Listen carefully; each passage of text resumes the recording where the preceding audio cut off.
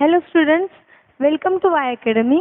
Y Academy तुमच्यासाठी घेऊन आली एक शाहू स्क्रीनिंगसाठी एक कोर्स आहे. म्हणजे आपण शाहू स्क्रीनिंगची एक्झामसाठी प्रिपरेशन करण्यासाठी आपण काय करतोय तर MCQची प्रॅक्टिस करतोय. ह्या सिरीजमध्ये मी तुम्हाला केमिस्ट्रीचे MCQ सॉल्व करून घेते. तर केमिस्ट्रीच्या MCQमध्ये आपला टॉपिक चालू होता inside the atom. Inside the ॲटममध्ये आपण भरपूर क्वेश्चन सॉल्व केलेत. आता नेक्स्ट क्वेश्चनकडे जाऊया. तर बघा, हा क्वेश्चन आपला आहे की इलेक्ट्रॉन, प्रोटॉन, न्यूट्रॉन वरती. तर सगळ्यांना माहिती की which of the following particles takes part in the chemical reaction. Which of the following particles take part in the chemical reaction म्हणजे इलेक्ट्रॉन, प्रोटॉन आणि न्यूट्रॉन. इलेक्ट्रॉन, प्रोटॉन आणि न्यूट्रॉन पैकी कुठला पार्टिकल आहे जो रिॲक्शनमध्ये, केमिकल रिॲक्शनमध्ये पार्टिसिपेट होतो. तर chemical reaction होण्यासाठी आपल्याला माहिती की इलेक्ट्रॉनचं ट्रान्सफर झालं पाहिजे.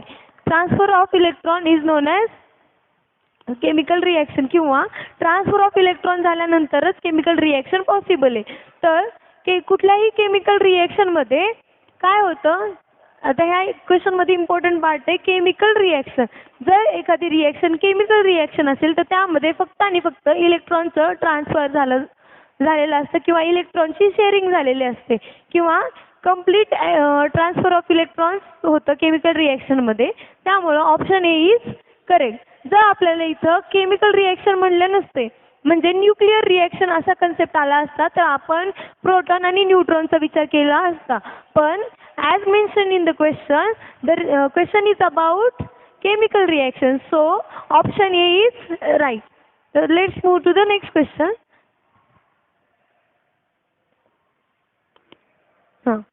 Next question, which of the following is correct sequence in the term of increasing mass. म्हणजे आपल्याला इन्क्रीजिंग ऑर्डर ऑफ मासनी गिवन एलिमेंट्स किंवा गिवन पार्टिकल्सला अरेंज करायचे. तर इन्क्रीजिंग ऑर्डर ऑफ मास, तर इथं कुठले कुठले पार्टिकल दिलेत. एक तर दिला आहे, आपण बघू सिक्वेन्सनी, प्रोटॉन, इलेक्ट्रॉन, अल्फा पार्टिकल आणि हायड्रोजन ॲटम. तर बघा, प्रोटॉनचं मास किती असतं, तर 1.67 2 × 10⁻⁻27 kg. नंतर इलेक्ट्रॉनचं मास असतं 9.11 × 10⁻⁻31 kg. त्यानंतर आपण बघू अल्फा पार्टिकलचं मास असतं 4 × मास ऑफ न्यूक्लियस, किंवा 4 ॲटॉमिक मास युनिट त्याचं मास असतं. म्हणजे आपण कॅल्क्युलेट करू शकतो त्यांचं मास 4 × 1.6 × 10⁻⁻27. किंवा आता बघा हायड्रोजनचं मास असतं की 1 ॲटॉमिक मास युनिट त्याला म्हणतो. आता ह्याचं मास बघा 4 ॲटॉमिक मास युनिट आहे, ह्याला आपण म्हणतो 1 ॲटॉमिक मास युनिट.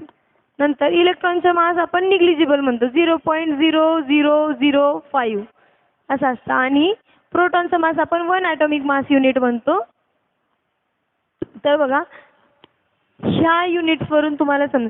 आता बघा, हे 10⁻31 -27 हे सगळे युनिट्स कन्फ्युजिंग आहेत. तर तुम्ही ॲटॉमिक मास युनिटमध्ये बघू शकता. In terms of atomic mass unit, the lightest element is, किंवा लाइटेस्ट पार्टिकल इज इलेक्ट्रॉन. तर इलेक्ट्रॉन सगळ्यात लाइटेस्ट पार्टिकल आहे. त्यानंतर प्रोटॉनचं मास आहे 1 ॲटॉमिक मास युनिट. हायड्रोजनचं मास 1 ॲटॉमिक मास युनिटपेक्षा थोडंसं जास्ती असतं, कारण हायड्रोजनकडे एक प्रोटॉन पण असतो आणि एक इलेक्ट्रॉन पण असतो. म्हणजे इलेक्ट्रॉन आणि प्रोटॉनचं मिळून एक हायड्रोजन ॲटम होतो. आणि अल्फा पार्टिकल म्हणजे काय असतं, हेलियम न्यूक्लियस असतो. तर हेलियमचं ॲटॉमिक मास युनिटमध्ये मास आहे 4 ॲटॉमिक मास युनिट. तर correct sequence of increasing mass विचारले, त्यामुळे option B is right. Next question. Next question काय दिलंय बघा, neutrons are present in all atoms except. म्हणजे आपल्या पिरियोडिक टेबलमध्ये असा फक्त एकच एलिमेंट आहे ज्या एलिमेंटमध्ये न्यूट्रॉन्स नाही आहेत, म्हणजे नंबर ऑफ न्यूट्रॉन इज 0. तर हायड्रोजन हा एलिमेंट आहे ज्यामध्ये न्यूट्रॉन्सची नंबर 0 असतो, म्हणजे न्यूट्रॉन्स अबसेंट असतात. का? कारण बघा, आपण हायड्रोजन लिहितो, हायड्रोजन जो असतो तर त्याचं मास 1 लिहितो आणि त्याच्यावर नंबर ऑफ इलेक्ट्रॉन्स किंवा नंबर ऑफ प्रोटॉन्स पण 1 लिहितो. तर ॲटॉमिक आता आपण हेड हेड पोझिशनला काय दाखवतो, तर त्याचा ॲटॉमिक मास दाखवतो. ॲटॉमिक मास किती असतं, तर ॲटॉमिक मास असतं त्याचं number of protons plus number of neutrons. Number of protons plus number of neutrons. तर number of protons plus number of neutrons म्हणजे त्याचा ॲटॉमिक मास नंबर असतात. ह्याचा ॲटॉमिक मास नंबर 1 आहे आणि ह्याच्या न्यूक्लियसमध्ये नंबर ऑफ न्यूट्रॉन्स 0 असतात. म्हणून हायड्रोजन हा असा एकच एलिमेंट आहे ज्याच्या न्यूक्लियसमध्ये न्यूट्रॉन्स नसतात. त्यामुळं option D is correct. Next question. आता बघा हा क्वेश्चन आलाय आपला फोटो इलेक्ट्रिक इफेक्ट नाही प्लँक्स फोटो इलेक्ट्रिक इफेक्टमध्ये पण आहे हा, पण mostly Planck's quantum theory through ह्याचा आन्सर आपण इलेक्ट्रोमॅग्नेटिक स्पेक्ट्रममध्ये देऊ शकतो. इलेक्ट्रोमॅग्नेटिक स्पेक्ट्रम म्हणजे इलेक्ट्रोमॅग्नेटिक स्पेक्ट्रम काय असतो, तर आपण बघतो की एक वेगवेगळे आपल्या लाईटचे वेगवेगळे रिजन असतात. काही वेव्हलेंथ येतात त्या UV मध्ये येतात, काही विजिबलमध्ये येतात, काही IR मध्ये येतात, काही फार IR मध्ये येतात, किंवा गॅमा रेज ऐकले असतील, किंवा तुम्ही मायक्रोवेव्ज ऐकले असतील, रेडिओ वेव्ज ऐकले असतील. तर हे सगळे म्हणजे आपल्या इलेक्ट्रोमॅग्नेटिक रेडिएशन ज्या वेव्हलेंथ इमिट करतात त्याच्या वेव्ज इमिट करतात त्याच्या वेव्हलेंथवरून टोटल रिजन्स डिटरमाइन केले गेले. तर त्याच्या वेव्हलेंथवर डिपेंड असतं की त्याची एनर्जी काय आहे, किंवा त्याच्या एनर्जीचं आणि त्याच्या वेव्हलेंथचं जे रिलेशन आहे ते आपल्याला माहिती आहे. तर एनर्जी इज इक्वल्स टू काय असतं, hc/λ, where h is a Planck's constant, where c is a velocity of light, which are constants, and lambda is a wavelength. तर आता बघा प्लँक्स कॉन्स्टंटचं आपली व्हॅल्यू जी आहे ती फिक्स आहे. त्यानंतर वेलोसिटी ऑफ लाईट सुद्धा एक फिक्स फिनॉमिना आहे. तर वेलोसिटी ऑफ लाईट काय असते, तर 3 × 10⁸ मीटर पर सेकंड, आणि ही झाली सी ची व्हॅल्यू. आणि एच ची व्हॅल्यू काय असते 6.63 × 10⁻34 जूल × सेकंड. तर हे झाल्या ह्या दोन्हीच्या व्हॅल्यू. त्यानंतर वेव्हलेंथ. आता बघा हे दोन कॉन्स्टंट आहेत, तर एनर्जी काय आहे, inversely proportional to the wavelength. Energy is inversely proportional to the wavelength. ह्याचा मिनिंग काय होतो की जितकी एनर्जी जास्त तितकी वेव्हलेंथ कमी. आपल्याला काय विचारले, photon of which light has maximum energy. तर एनर्जी आपल्याला मॅक्झिमम पाहिजे, तर वेव्हलेंथ काय पाहिजे आपली मिनिमम. मॅक्झिमम एनर्जी चा फोटॉन कुठल्या लाईट मध्ये दाखवेल, असं कुठले लाईट इमिट करेल किंवा कुठली लाईट इमिट करणारा फोटॉन मॅक्झिमम एनर्जीचा असेल. तर आपल्याला माहिती आहे की एनर्जी लाईट जर आपण विजिबल स्पेक्ट्रम जर आपण बघितला तर हा आहे विजिबल स्पेक्ट्रम. म्हणजे बघा की हा आहे violet, indigo, blue, green, yellow, orange, red. तर इथंपासून इकडे जाताना आपली वेव्हलेंथ इन्क्रीज होत असते. म्हणजे सगळ्यात कमी वेव्हलेंथ कशाची असते, तर व्हायलेटची, आणि सगळ्यात जास्त वेव्हलेंथ असते ती रेडची. त्यामुळंच आपण रमन स्कॅटरिंग इफेक्ट माहिती. रमन स्कॅटरिंगमध्ये बघा, रमन स्कॅटरिंगमध्ये असं सांगितलं आहे की आपली सनलाईट जेव्हा ॲटमॉस्फिअरमधून आपल्या अर्थपर्यंत येते तेव्हा व्हायलेट किंवा ब्ल्यू कलरची लाईटची वेव्हलेंथ कमी असल्यामुळं ते पार्टिकल्स ॲटमॉस्फिअरमध्ये स्कॅटर होतात. आणि येल्लो, ऑरेंज, रेड हे 3 कलरची वेव्हलेंथ जास्त आहे. त्यामुळे जी सनलाईट आपल्या अर्थच्या सरफेसपर्यंत पोहोचते ती इन द फॉर्म ऑफ काय असते, एकतर येल्लो, ऑरेंज आणि रेड कलरमध्ये असते. म्हणजे मॅक्झिमम येल्लो ऑरेंज असतो आणि रेड कलर आपल्याला सकाळी आणि संध्याकाळी दिसतो.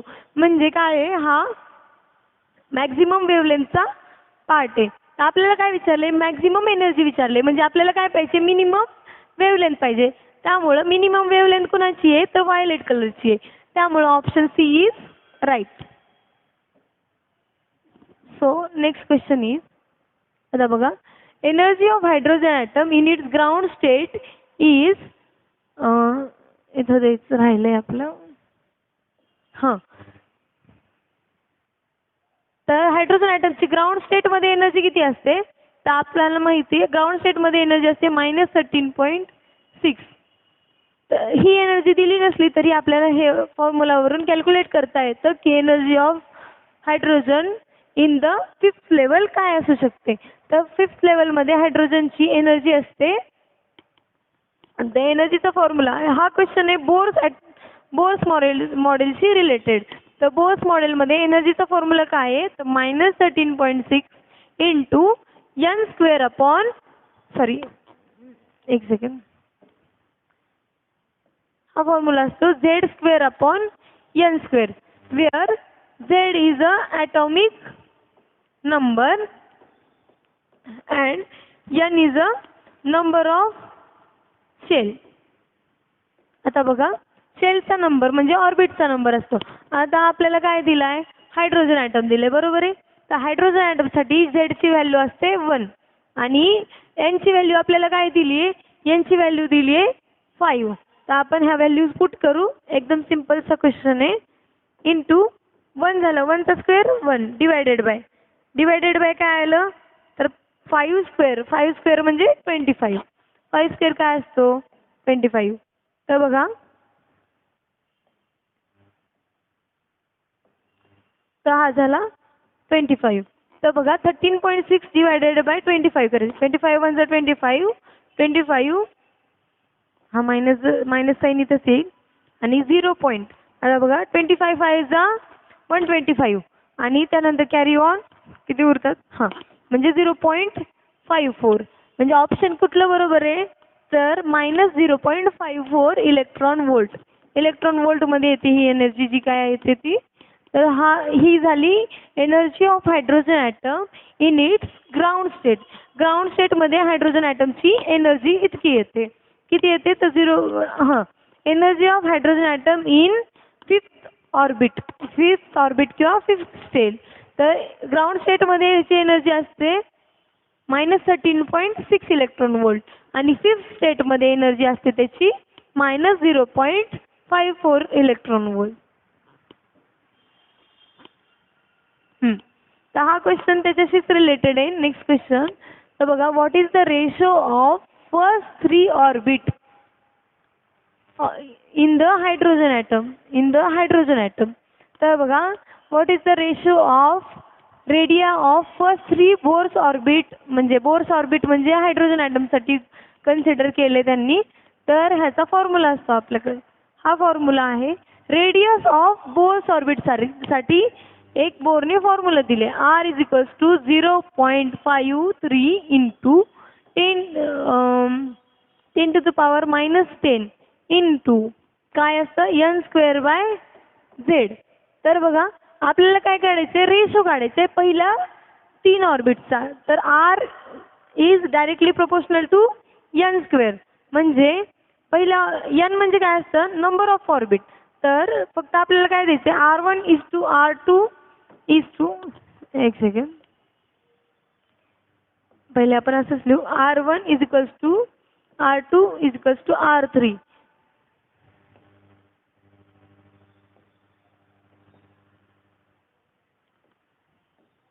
आपल्याला तिन्हीचा रेशो घ्यायचा म्हणून आपल्याला is2 चा साइन द्यायला लागेल. तर ह्या तिन्हीचा रेशो काय येतो? तर n1 square n2 square n3 square. तर बघा, n1 म्हणजे फर्स्ट ऑर्बिटसाठी काय असतो? 1 आणि सेकंड ऑर्बिटसाठी काय असतो?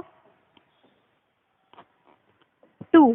त्याच्यानंतर थर्ड ऑर्बिटसाठी असतो 3. तर 2 चा स्क्वेअर करायचा is2 3 चा स्क्वेअर. तर आता बघा, हा रेशो काय येतो? 1:4:9. हा डायरेक्ट फॉर्म्युला बेस्ड क्वेश्चन आहे. म्हणजे R1 R2 R3 किती असणार आहे? R1 R2 R3 म्हणजे n1 स्क्वेअर. आता बघा, हा directly proportional to the square of radius आहे. त्यामुळे काय करायचं? n1 square n2 square n3 square म्हणजे 1:4:9. 1:4:9 आपल्या ऑप्शन नंबर बी मध्ये येतं. म्हणजे करेक्ट ऑप्शन काय आहे? Option number B is correct. Then next question. The maximum number of electrons. The maximum number of electrons in a subshell where L is equals to 2 and N is equal to 3 is maximum number of electron in subshell. आता आपल्याला माहिती आहे L च्या values आहेत बघा. L च्या values आपण लिहितो कशासाठी लिहितो तर सबशेल साठी लिहितो. L च्या व्हॅल्यू S P D आणि F असे सबशेल्स जे आहेत त्याच्यासाठी L ची व्हॅल्यू आपण लिहू. तर जसं की तुम्हाला पहिले एक वेळेस सांगितलं होतं मी S साठी L ची व्हॅल्यू असते 0, P साठी असते 1, D साठी असते 2 आणि F साठी असते 3. तर L इज इक्वल टू 2 मध्ये म्हणजे D सबशेल मध्ये किती इलेक्ट्रॉन मॅक्झिमम बसू शकतात आणि N ची व्हॅल्यू 3 आहे म्हणजे कुठलं ऑर्बिटल असणार आहे तर 3D ऑर्बिटल असणार आहे. तर 3D सबशेल किंवा 3D जे ऑर्बिटल आहे त्यामध्ये टोटल किती इलेक्ट्रॉन्स फिल करू शकतो आपण तर maximum capacity of D subshell is 10. त्यामुळे option number C is correct. आता बघा maximum capacity of different subshell is different. म्हणजे एस साठी टोटल इलेक्ट्रॉन्सची कॅपॅसिटी किती आहे तर एस मध्ये फक्त 2 इलेक्ट्रॉन्स ऑक्युपाय होऊ शकणार आहेत आणि पी मध्ये टोटल 6 इलेक्ट्रॉन ऑक्युपाय होऊ शकतात. त्यानंतर डी मध्ये टोटल 10 इलेक्ट्रॉनची कॅपॅसिटी असते आणि एफ मध्ये टोटल 14 इलेक्ट्रॉन्सची कॅपॅसिटी असते. म्हणजे आता बघा आपल्याकडे जर एस सबशेल इथे एल ची व्हॅल्यू जर 0 दिली असती तर मॅक्झिमम कॅपॅसिटी काय आली असती 2. जर एल ची व्हॅल्यू 1 दिली असती तर मॅक्झिमम कॅपॅसिटी किती असली असती तर 6. कारण पी सबशेल मध्ये आपले टोटल किती इलेक्ट्रॉन फिल करू शकतो आपण तर पी सबशेल मध्ये total number of electron maximum capacity of P subshell is 6. त्यानंतर डी चा क्वेश्चनच विचारलेला आहे हा. तर डी ची मॅक्झिमम कॅपॅसिटी असते 10 इलेक्ट्रॉन्सची. तशीच एफ ची मॅक्झिमम कॅपॅसिटी असते 14 इलेक्ट्रॉन्सची. तर next question. Which of the following statement about electron is incorrect. म्हणजे इलेक्ट्रॉन्ससाठी रॉंग सेंटेन्स कुठले हे विचारले. तर इलेक्ट्रॉनसाठी इनकरेक्ट स्टेटमेंट शोधायचे. इनकरेक्ट स्टेटमेंट शोधायचे. तर बघा एक एक स्टेटमेंट आपण चेक करू. इनकरेक्ट स्टेटमेंट विचारले. क्वेश्चन व्यवस्थित वाचत चला. इनकरेक्ट स्टेटमेंट विचारले तर बघा electron is negatively charge particle. तर बरोबर आहे इलेक्ट्रॉन हा निगेटिव्हली चार्ज पार्टिकल असल्यामुळं ऑप्शन ए इज करेक्ट. त्यानंतर B. The mass of electron is equal to the mass of neutron. म्हणजे इथं काय विचारले म्हणजे सांगितले की mass of electron is equal to mass of neutron. पण हे बरोबर आहे का तर हे स्टेटमेंट आहे रॉंग. म्हणजे इलेक्ट्रॉनचं मास किती असतं तर 9.11 इंटू लिहून दाखवते मी 9.11 इंटू 10⁻⁻31 kg हे असतं इलेक्ट्रॉनचं मास.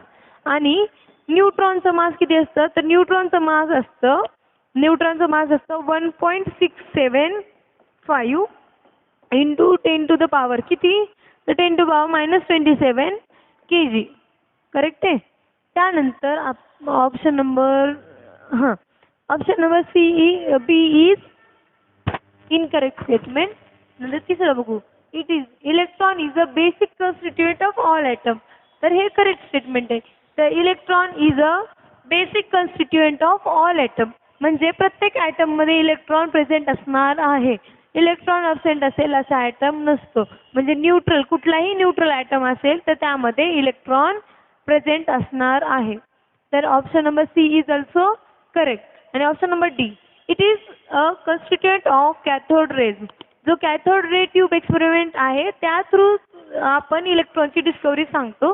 तर इलेक्ट्रॉनची डिस्कवरी कव्हर करताना इलेक्ट्रॉनची डिस्कवरी सांगताना आपल्याला काय सांगायला लागेल तर it is the constituent element of cathode raise.